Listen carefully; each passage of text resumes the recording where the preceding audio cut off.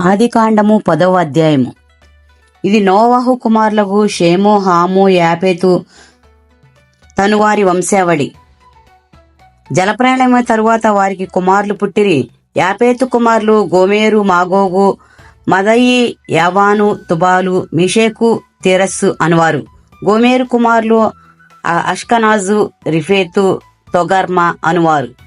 యావాను కుమారులు ఎలిషా, తర్షీషు, కిత్తీము, దాదోనీము అనువారు. వీరి నుండి సముద్ర తీరమందుండిన జనములు వ్యాపించెను. వారి వారి జాతుల ప్రకారము, వారి వారి భాషల ప్రకారము, వారి వారి వంశముల ప్రకారము ఆయా దేశములో వారు వేరైపోయిరి. హాము కుమారులు కూషు, మిశ్రయిము, పూతు, కనాను అనువారు. కూషు కుమారులు షేబా, హవీలా, సప్తా, రయామా, సబక్త అనువారు. రయామా కుమారులు షేబా, దాదాను అనువారు. కూషు నిమ్రోదును కనెను. అతడు భూమి మీద పరాక్రమశాలి అయిండుటకు ఆరంభించెను. అతడు యెహోవా ఎదుట పరాక్రము గల వేటగాడు. కాబట్టి యెహోవా ఎదుట పరాక్రము గల వేటగాడైన నిమ్రోదు వలె అను లోకోక్తి కలదు. షీనారు దేశంలోని బాబేలు, ఎరేకు, అక్కదు, కల్మే అను పట్టణములు అతని రాజ్యమునకు మొదలు.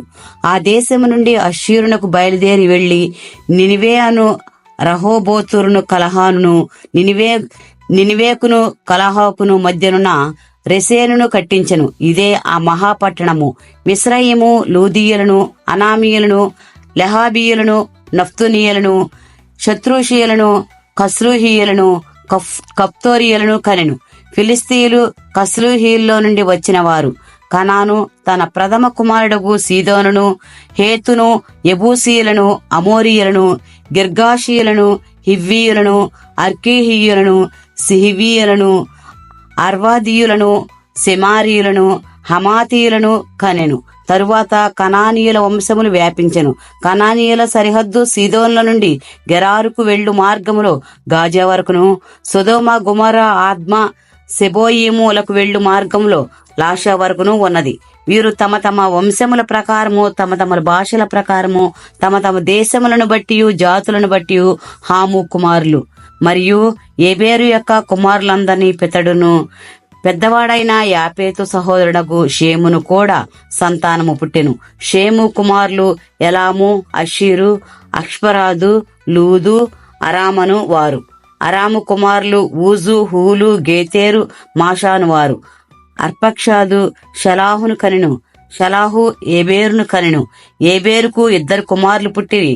వారిలో ఒకని పేరు పెలేగు. ఏలయనగా అతని దినములలో భూమి దేశములుగా విభాగింపబడెను. అతని సహోదరుని పేరు యక్తాసు. యక్తాసు అల్మాదాదును, సెలాపును, హసర్మా వీతును, ఎరాహును, హదోరోమును, ఉజులును, దిక్లాసు, ఒబాలును, అబామాయేలును, షేబాను, ఓఫీరును, హవీలాను, యబాబాబును కనెను. వీరందరూ యొక్తాను కుమారులు. మేషా నుండి సపారాకు వెళ్ళు మార్గములో తూర్పు కొండలు వారి నివాస స్థలము.